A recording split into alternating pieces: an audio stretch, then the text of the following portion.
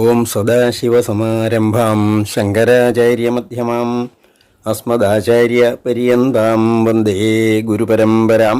എല്ലാവർക്കും വിനീതമായ നമസ്കാരം. നാരായണീയത്തിലെ 99-ാം ദശകം പഠിക്കാം. ഇതിൽ വേദസ്തുതി, ശ്രുതിഗീത എന്ന ഭാഗവതത്തിൽ പറയുന്ന ആ ഭാഗത്തിൻ്റെ ഒരു അർത്ഥങ്ങളൊക്കെയാണ് ഈ 99-ാം ദശകത്തിലെ വേദസ്തുതി എന്ന പേരിൽ 10 പദ്യങ്ങളായിട്ട് പറഞ്ഞിട്ടുള്ളത്. വിഷ്ണോർവീര്യാണി കോവാ കഥയതു ധരണേ കശ്ച രേണൂന്മിമീതേ യസ്യൈവാഘ്രിത്രേണ ത്രിജഗദഭിമിതം മോദതേ പൂർണ്ണസമ്പത്ത് യോസൗ വിശ്വാനി ധത്തേ പ്രിയമിഹ പരമം ധാമ തസ്യാഭിയായാം ത്വദ്ഭക്തായത്ര മാദ്യന്ത്യമൃതരസമരന്തസ്യ യത്ര പ്രവാഹ. വിഷ്ണുവിൻ്റെ വീര്യങ്ങളെ, മഹത്വങ്ങളെ. കഹവ ആർക്കാകാം, കഥയേതു പറയുന്നത്, ആരാണ് പറയുന്നത്, ആർക്കാണ് പറയാൻ കഴിയുന്നത് മുഴുവൻ എന്നാണ് ഇവിടെ. ധരണിയുടെ, ഭൂമിയുടെ കഹ ആരാണ് ച എന്നുള്ള അർത്ഥമാണ്. രേണൂൻ ഭൂമിയുടെ രേണുക്കൾ, പൊടികൾ. ഭൂമിയിലുള്ള പൊടികൾ മുഴുവൻ ആർക്കെങ്കിലും എണ്ണാൻ സാധിക്കുമോ? ഇല്ലല്ലോ. രേണൂൻ മിമീത എന്ന് പറഞ്ഞാൽ എണ്ണുക. അതുപോലെയാണ് ഭഗവാന്റെ മഹത്വം പറയാൻ സാധിക്കുകയില്ല. യസ്യൈവ അഘ്രിത്രേണ, യസ്യ യാതൊരുവൻ്റെ ഏവ അവയവണ തന്നെ, അഘ്രിത്രേണ 3 കാൽപാദങ്ങളാൽ തന്നെ. അത് വാമനാവതാരത്തിൻ്റെ കഥയാണ് പറയുന്നത്. ത്രിജഗദഭിമിതം, ഈ 3 ലോകവും അളന്നു, അഭിമിതം അളന്നു. മോദതേ പൂർണ്ണസമ്പത്ത്, അങ്ങനെയുള്ള ആ പ്രപഞ്ചം മുഴുവൻ പൂർണ്ണ സമ്പത്തോടുകൂടി മോദതേ സന്തുഷ്ടമായിട്ട് കഴിയുന്നു എന്നർത്ഥം.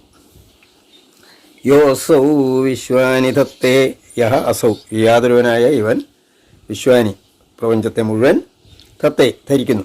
പ്രിയമിഹ പരമം ധാമ തസ്യാഭിയായാം, തസ്യ പരമം ധാമം,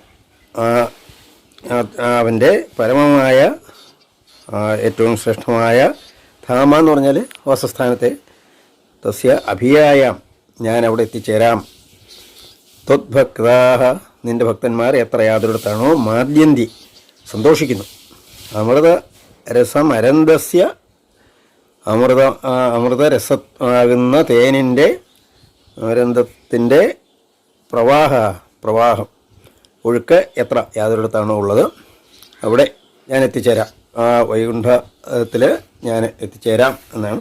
ആദ്യായ ശേഷകർത്രേ പ്രതിനിമിഷ നവീനായ ഭർത്രേ വിഭൂതേർ ഭക്താത്മാ വിഷ്ണവേയ പ്രതിശതി ഹവിരാദീനി യജ്ഞാർച്ചനാദൗ കൃഷ്ണാദ്യം ജന്മയോ വാ മഹദിഹ മഹതോ വർണ്ണയേത് സോയമേവ പ്രീത പൂർണ്ണോ യശോഭിസ്ത്വരിതമഭിസരേത് പ്രാപ്യമന്തേ പദം തേ. ആദ്യായ, അത് ഭഗവാന്റെ വിശേഷണമാണ്. ആദ്യനായ അശേഷകർത്രേ, എല്ലാത്തിൻ്റെയും കർത്തൃത്വം ഉള്ള ഭഗവാൻ. പ്രതിനിമിഷം, ഓരോ നിമിഷവും നവീനായ പുതുമയോടുകൂടിയവനാണ് ഭഗവാന്. മാറ്റമില്ലല്ലോ, അതാണ് എപ്പോഴും പുതുമയോടുകൂടിയവന് ആയ. ഭർത്രേ വിഭൂതേഹ ഭർത്രേ, വിഭൂതി എന്ന് പറഞ്ഞാൽ ഐശ്വര്യത്തിനെയൊക്കെ ധരിക്കുന്നവൻ ആയ ആ ഭഗവാന്, വിഷ്ണവേ, ആ വിഷ്ണുവിനെ ആയിക്കൊണ്ട് എന്നാണ്. ഭക്താത്മാവ്, ഭക്തൻ എന്നുള്ളതാണ്. യഹ യാതൊരുവനാണോ പ്രതിശതി നൽകുന്നു.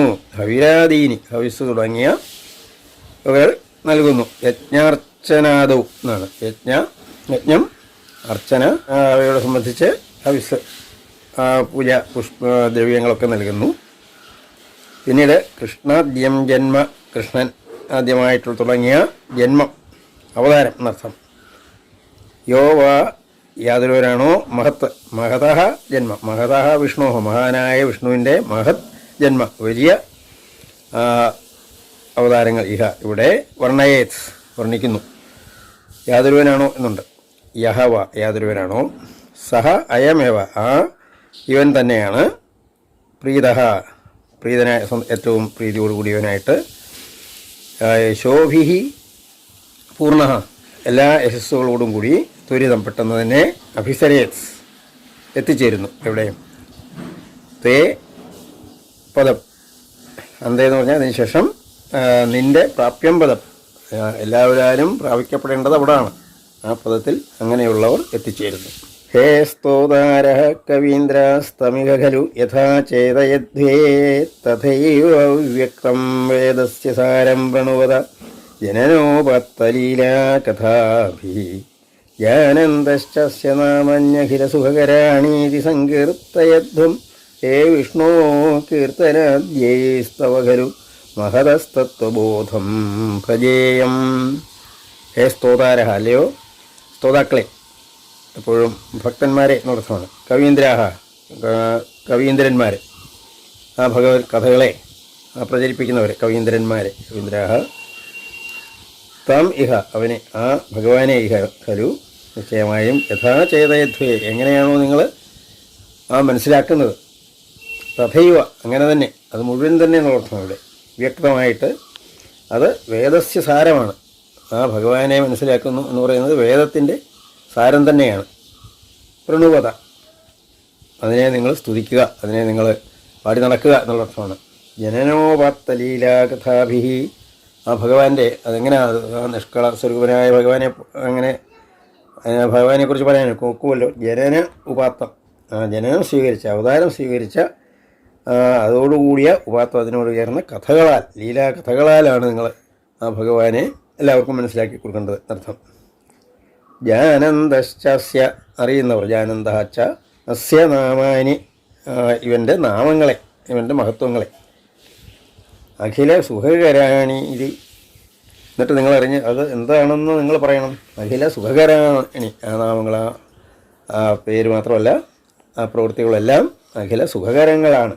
ഇത് സങ്കീർത്തയധ്വം, നിങ്ങളങ്ങനെ കീർത്തിക്കണം, പ്രകീർത്തിക്കണം.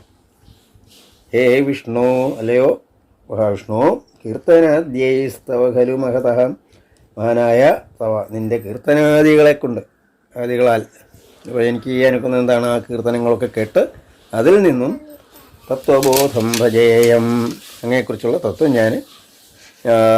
അതിനെ ഞാൻ മനസ്സിലാക്കിക്കൊള്ളാം എന്നാണ്. വിഷ്ണോ കർമാണി സംപശ്യത മനസി സദാ യൈ സ ധർമാനബധ്നാത് യാനീന്ദ്രസ്യൈഷഭൃത്യഃ പ്രിയസഖൈവ ചാദനോക്ഷേമകാരീ വീക്ഷന്തേ യോഗസിദ്ധാഃ പരപദമനിശം യസ്യ സമ്യക് പ്രകാശം വിപ്രേന്ദ്ര ജാഗരൂകാഃ കൃതബഹുതയോ യച്ച നിർഭാസയന്തേ. വിഷ്ണോഃ കർമാണി, വിഷ്ണുവിൻ്റെ കർമ്മങ്ങൾ, സംപശ്യത, നിങ്ങൾ നോക്കിയാലും നോക്കിക്കണ്ടാലും, മനസ്സിൽ കണ്ടാലും, സദാ എപ്പോഴും, യൈഹി യാതൊന്നുകളാലാണോ സഹ, ആ ഭഗവാന് ധർമാനബധ്ന, ധർമ്മങ്ങളെയൊക്കെ ബന്ധിച്ചു. ആ കർമ്മങ്ങൾ എന്തിനെയാണ് നമുക്ക് മനസ്സിലാക്കി തരുന്നത്, ധർമ്മങ്ങളെയൊക്കെയാണ് അതിൽ ബന്ധിച്ചിരിക്കുന്നത്. ആ കർമ്മങ്ങളിൽ യാനി ഇന്ദ്രസ്യേഷ, യാനി, ആ കർമ്മങ്ങൾ തന്നെ, ഇന്ദ്രസ്യ, ഇന്ദ്രൻ്റെ ഭൃത്യനായിട്ടുള്ള കർമ്മങ്ങളുണ്ട്. എപ്പോഴും ഭഗവാൻ ദേവന്മാരുടെ ഭൃത്യനാണ്. ഇന്ദ്രസ്യ യേഷ ഭൃത്യഃ പ്രിയസഖഃ ഇവാച, ഭൃത്യൻ മാത്രമല്ല പ്രിയസഖൻ, സഖാവും കൂടിയാണ്. ഇവ എന്നതുപോലെയും വ്യാദനോത്, അങ്ങനെ പ്രവർത്തിച്ചു എന്നർത്ഥം. ക്ഷേമകാരി, ഇന്ദ്രൻ്റെ ക്ഷേമകാരിയായിട്ട് പ്രവർത്തിച്ചു. വീക്ഷന്തേ യോഗസിദ്ധാഃ, യോഗസിദ്ധന്മാർ, അവരെ പരപദ മനുഷ്യം, പരമമായ പദം, ആ സ്ഥാനം എപ്പോഴും വീക്ഷന്തേ, അവർ നോക്കിക്കണ്ടുകൊണ്ടിരിക്കുന്നുണ്ട്. യാതൊരുവിൻ്റെ സമ്യക് പ്രകാശം, നല്ല പ്രകാശത്തോടു കൂടിയത്. യോഗസിദ്ധന്മാർ മാത്രമല്ല, വിപ്രേന്ദ്ര ജാഗരൂകാഹ, ജാഗരൂകന്മാരായ വിപ്രേന്ദ്രന്മാരെ, ബ്രാഹ്മണ ശ്രേഷ്ഠരും എന്ത് ചെയ്യുന്നുണ്ട്, കൃതബഹുനുതയ, നുതി എന്ന് പറഞ്ഞ സ്തുതി, വളരെ സ്തുതികൾ ചെയ്യുന്നവരായിട്ട് യച്ച നിർഭാസയന്തേ, അവരും അതിനെ വെളിപ്പെടുത്തിക്കൊണ്ടിരിക്കുന്നു. പരപദം എന്നുള്ളതാണ്, പരപദത്തെ നിർഭാസയന്തേ വെളിപ്പെടുത്തിക്കൊണ്ടിരിക്കുന്നു. നോ ജാതോ ജായമാനോപി സമധിഗതസ്ത്വന്മഹിം നോവസാനം ദേവശ്രേയാംസി വിദ്വാൻ പ്രതിമുഹുരപിതേ നാമശംസാമി വിഷ്ണു തം ത്വാം സംസ്തൗമി നാനാവിധനുതിവചനൈരസ്യ ലോകത്രയസ്യപ്യൂർധ്വം വിഭ്രാജമാനേ വിരചിതവസതിം തത്ര വൈകുണ്ഠലോകേ. ജാതഃ എന്ന് പറഞ്ഞാൽ ജനിച്ചവൻ, ജായമാനഃ ഇനിയും ജനിക്കാൻ പോകുന്നവനും, അഭി സമധിഗതഃ മനസ്സിലാക്കുന്നവൻ, എന്ന് പറഞ്ഞാൽ മനസ്സിലാക്കുന്നവനല്ല. എന്തിനെ? ത്വന്മഹിംന അവസാനം, നിൻ്റെ മഹിമാവിൻ്റെയൊക്കെ അവസാനം എത്രത്തോളം ഉണ്ട് എന്ന് അവർക്ക് മനസ്സിലാകത്തില്ല. വേയാംശി വിദ്വാൻ, അങ്ങയുടെ ശ്രേയസ്സുകളെയൊക്കെ അറിയുന്ന ആ ഭക്തൻ പ്രതിമുഹു വീണ്ടും വീണ്ടും തേ നാമ, നിൻ്റെ നാമങ്ങളെയൊക്കെ ശംസാമി കീർത്തനം ചെയ്യുന്നു, പ്രശംസിക്കുന്നു നൃത്തം. അല്ലയോ വിഷ്ണു, അവർ പ്രശംസിക്കുന്നു. തം ത്വാം, അങ്ങനെയുള്ള നിന്നെ സംസ്തൗമി, ഞാനും സ്തുതിക്കുന്നു. നാനാവിധ നുതിവചനൈഹി, പല വിധത്തിലുള്ള സ്തുതിവചനങ്ങളെ കൊണ്ട്. അസ്യ ലോകത്രയസ്യ അപ്യ ഊർധ്വം, അസ്യ ലോകത്രയസ്യ അപി, 3 ലോകത്തിൻ്റെയും ഊർധ്വം മുകളിലായി വിഭ്രാജമാനെ ശോഭിക്കുന്ന വൈകുണ്ഠലോകം എന്നാണ്. ശോഭിക്കുന്ന വൈകുണ്ഠലോകത്തിൽ വിരചിത വസതിയെ ചെയ്തിരിക്കുന്നവൻ. തം ത്വാം, അങ്ങനെയുള്ള നിന്നെ സ്തൗമി എന്നാണ്, ഞാനും സ്തുതിക്കുന്നു. ആപഹ സൃഷ്ട്യാദിജന്യാ പ്രഥമം ഐ വിഭോ ഗർഭദേശേ ദധുസ്തുവാം യത്ര ത്വയ്യേവ ജീവാജലശയനഹരേ സംഗത ഐക്യമാവൻ തസ്യാജസ്യ പ്രഭോദേ വിനിഹിതമഭവത് പത്മമേകം ഹിനാഭോ ദിക്പത്രം യത്കിരാഹു കനകധരണിഭൃത് കർണികം ലോകരൂപം. ആപഹ എന്ന് പറഞ്ഞാൽ ജലം എന്നർത്ഥം. സൃഷ്ട്യാദിജന്യാഹ, സൃഷ്ടിയുടെ ആദിയിൽ ജനിച്ചതാണ് ഈ ആദ്യത്തെ സൃഷ്ടി ജലമാണെന്നാണല്ലോ. ജന്യാപഹ പ്രഥമം, തുടക്കത്തിൽ ഈ വിഭോ, അല്ലയോ പ്രഭോ, ഗർഭദേശേ ദധു, ഗർഭദേശത്തിൽ ത്വാം ദധു, നിന്നെ ധരിച്ചു. ആ ജലത്തിൻ്റെ ഗർഭദേശത്തിൽ ആദ്യം അങ്ങയെ ധരിച്ചു എന്നർത്ഥം. എത്ര, യാതൊരിടത്ത്, ത്വയ്യേവ ജീവാഹ, നിന്നിൽ തന്നെ ജീവാഹ, ജീവാത്മാവ് എന്ന് പറയാം, അല്ലെങ്കിൽ ജീവൻ, ജലശയന, അങ്ങ് ജലശയനാണല്ലോ, ജലത്തിൽ ശയിക്കുന്നവരാണല്ലോ. ഹരേ സംഗതാഹ, ജീവാഹ സംഗതാഹ, ഒന്ന് ചേർന്നിട്ട് ഐക്യമാവൻ, ഐക്യത്തെ പ്രാപിച്ചു. സസ്യ അജസ്യ പ്രഭോതേ, അജനായ നിൻ്റെ, നീ ജനിക്കത്തില്ല, അജനായ നിൻ്റെ പ്രഭു, നിൻ്റെ നാഭവും എന്നാണ്, നാഭിയിൽ ഏകം പത്മം, പത്മമേകം ഹി നാഭവും വിനിഹിതവാനാണ്, ഒരു പത്മം വിനിഹിതവാൻ എന്ന് പറഞ്ഞാൽ അതോടെ പ്രതിഷ്ഠിച്ചു വെച്ചു എന്നർത്ഥം. ദിക്പത്രം യത്, അതിൻ്റെ പത്രം, എതിരുകളൊക്കെ എന്താണ്? ദിക്കുകളാണ്. കിലാഹു, ദിക്പത്രം എന്നാണ് അതിന് പറയാവുന്നത്. ദിക്കുകൾ പത്രമായിട്ടുള്ള എതിരുകളായിട്ടുള്ള ഒരു പത്മമാണ്. കിലാഹു, അതിൻ്റെ ആ മധ്യഭാഗം, എതിരുകൾ വരുന്ന ഭാഗം, ആ മുകൾ ഭാഗമുണ്ടല്ലോ, അതിന് കനകധരണിഭൃത് കർണികമാണ്. ധരണിഭൃത്ത് എന്ന് പറഞ്ഞാൽ പർവ്വതം, കനകധരണിഭൃത്ത്, സ്വർണ്ണപർവ്വതം എന്ന് പറയുന്നത് മഹാമേരുവാണ്. അതാണ് കർണികം ആയിട്ടുള്ളത്. അങ്ങനെയുള്ള ലോകരൂപമാണ് അവിടെ വെച്ചത് എന്നർത്ഥം. ആ നാഭിയിൽ, അങ്ങയുടെ നാഭിയിലാണ് ആ ലോകം പ്രതിഷ്ഠിതമായത് എന്നർത്ഥം. ഹേ ലോക വിഷ്ണുരേതദ്ഭുവനമജനയത്തെന്ന ജാനീതയൂയം യുഷ്മാകം ഹ്യന്തരസ്ഥം കിമപി തദപരം വിദ്യതേ വിഷ്ണുരൂപം. നീഹാരപ്രഖ്യമായ പരിവൃതമനസോ മോഹിതാനാമരൂപൈ പ്രാണപ്രീത്യേകതൃപ്താശ്ചരഥ മഖപരാഹന്ത നേച്ഛാമുകുന്ദേ. ഹേ ലോക, അല്ലയോ ജനങ്ങളെ എന്നർത്ഥമാണ്. വിഷ്ണു ഏതത് ഭുവനം അജനേത്, ഈ ഭുവനം വിഷ്ണുവാണ് നിർമ്മിച്ചത്. തന്ന ജാനീഥ, അത് നിങ്ങൾ ജാനീഥ എന്ന് പറഞ്ഞാൽ അറിയുന്നില്ലേ, എന്നാ ജാനീഥ അറിയുന്നില്ലേ, യൂയം യുഷ്മാകം നിങ്ങളുടെ അന്തരസ്ഥനായും നിങ്ങളുടെ ഉള്ളിലും കിമപി ഒരു തദപരം, അല്ലാതെ ഒരു വിഷ്ണുരൂപവും വിദ്യതയെ ഉണ്ട്. അത് പരമാത്മാവിൻ്റെയും ജീവാത്മാവിൻ്റെയും നിങ്ങളുടെ ഉള്ളിലും ഭഗവാനുണ്ട് എന്ന് പറയുന്ന കാരണമാണ്. പക്ഷേ എന്താണ്? നീഹാരപ്രഖ്യമായ പരിവൃത മനസ്സാക, നീഹാരം എന്ന് പറഞ്ഞാൽ മഞ്ഞ് പോലുള്ള പ്രഖ്യമയുടെ സമാനമായുള്ള ആ മായ കൊണ്ട് പരിവൃതം മൂടിയിരിക്കുന്ന മനസ്സോടുകൂടിയ മോഹിതന്മാരായ നിങ്ങൾ നാമരൂപൈഹി, നാമരൂപങ്ങളാൽ, വിവിധ നാമങ്ങളാൽ, പല ഭേദനാമങ്ങളാൽ പ്രാണപ്രീത്യേക തൃപ്താഹ, അങ്ങനെയുള്ളവരായിട്ട് പ്രാണനെ പ്രീതിപ്പെടുത്തുന്നതിൽ മാത്രം തൃപ്തന്മാരായിട്ട്, എന്നുവെച്ചാൽ സുഖമായി ജീവിക്കുന്നതിൽ മാത്രം തൃപ്തന്മാരായിട്ട് നഷ്ടം. മഖപരാഹ എന്ന് മാത്രമല്ല, നിങ്ങൾ മഖം, യാഗത്തിലൊക്കെ ഇങ്ങനെ കർമ്മയോഗത്തിൽ മാത്രം താല്പര്യമുള്ളവരായിട്ട് നർത്ഥം. ഹന്ത നടക്കുന്നു, ഹന്ത കഷ്ടം. മുകുന്ദേ ന ഇച്ഛ, മുകുന്ദനിൽ ഇച്ഛ ഇല്ല എന്നർത്ഥം. ഭഗവാനിൽ നിങ്ങൾക്ക് ഭക്തിയില്ല എന്നർത്ഥം. മൂർധ്നാക്ഷാം പദാനാം വഹസി ഖലു സഹസ്രാണി സമ്പൂര്യ വിശ്വം തത്പ്രോക്രമ്യാപി തിഷ്ഠൻ പരിമിതവിവരേ ഭാസി ചിന്താന്തരേവി ഭൂതം ഭവ്യം ച സർവം പരപുരുഷ ഭവാൻ കിഞ്ച ദേഹേന്ദ്രിയാദിഷ്വാവിഷ്ടോപ്യുദ്ഗതത്വാദമൃതസുഖരസം ചാനുഭുംക്ഷേ ത്വമേവ. മൂർധ്നാം അക്ഷാം പദാനാം സഹസ്രാണി. മൂർധാവ്, പിന്നെ അക്ഷാം എന്ന് പറഞ്ഞാൽ മൂർധാവിൻ്റെയും കണ്ണുകളുടെയും, പദാനാം പാദങ്ങളുടെയും, സഹസ്രാണി ആയിരങ്ങൾ വഹസി നീ വഹിക്കുന്നു എന്നർത്ഥം. കാരണം എല്ലാ പാദങ്ങളും അങ്ങയുടെ തന്നെയാണ് എന്നുള്ളർത്ഥമാണ്. ഖലു സമ്പൂര്യ വിശ്വം, ആ വിശ്വത്തെ മുഴുവന് നിറഞ്ഞുകൊണ്ട് എന്നാണ് അർത്ഥം. തത് പൂർക്രമ്യാവിതിഷ്ഠൻ എന്നാൽ അങ്ങനെയാണോ? അല്ല, അതിനും അതിക്രമിച്ചുകൊണ്ട് അതിനപ്പുറത്ത് സ്ഥിതി ചെയ്യുന്നവനാണ് അങ്ങ്. പരിമിത വിവരേ, അങ്ങനെയുള്ള അങ്ങ് എവിടെയും ഉണ്ട്.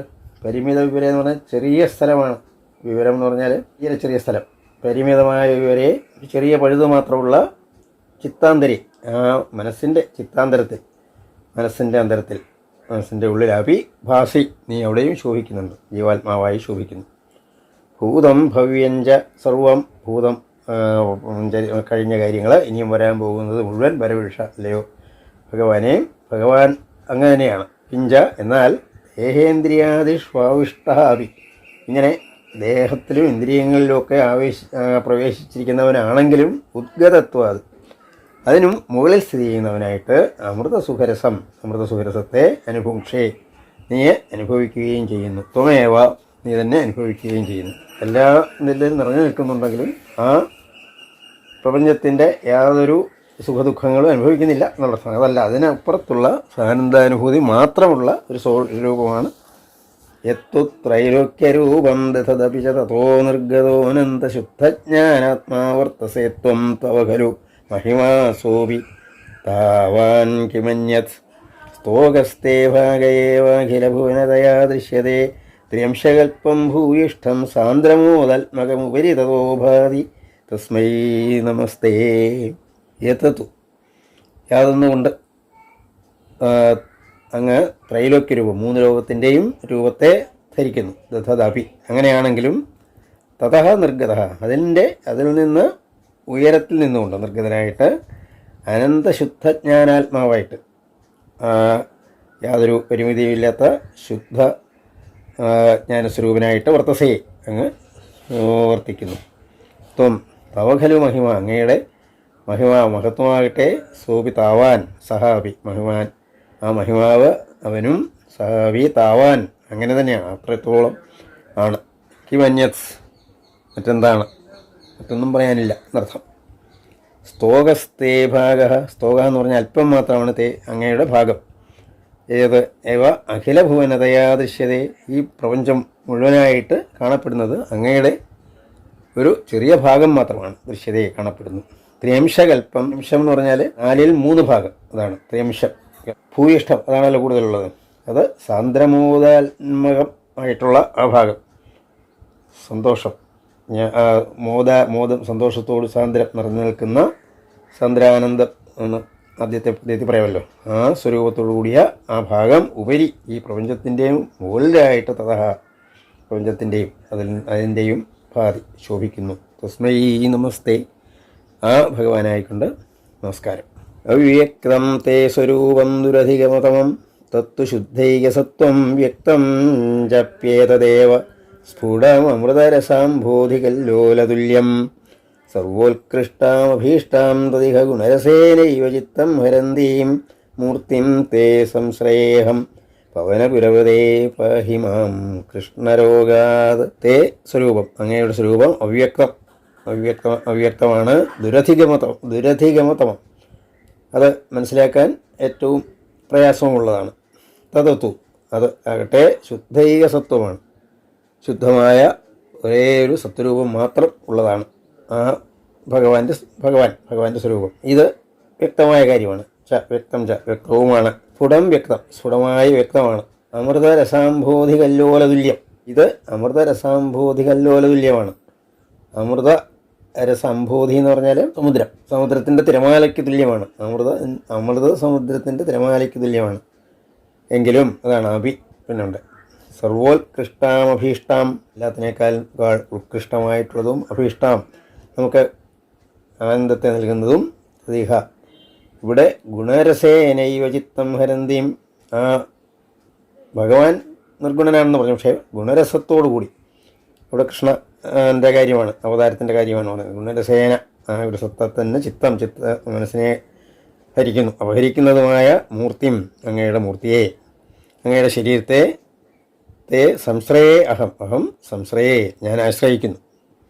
ഇവിടെ പറയുന്നത് ആ നിഷ്കള ബ്രഹ്മസ്വരൂപമുണ്ട്, നിർഗുണ ബ്രഹ്മസ്വരൂപമുണ്ട്. അതിൻ്റെ മഹത്വം എത്ര വലുതാണെങ്കിലും ഇവിടെ സഗുണനായ സകല സ്വരൂപനായ ആ അങ്ങയുടെ മൂർത്തിയെ, അങ്ങയുടെ ആ രൂപത്തെ ഞാൻ ആശ്രയിക്കുന്നു.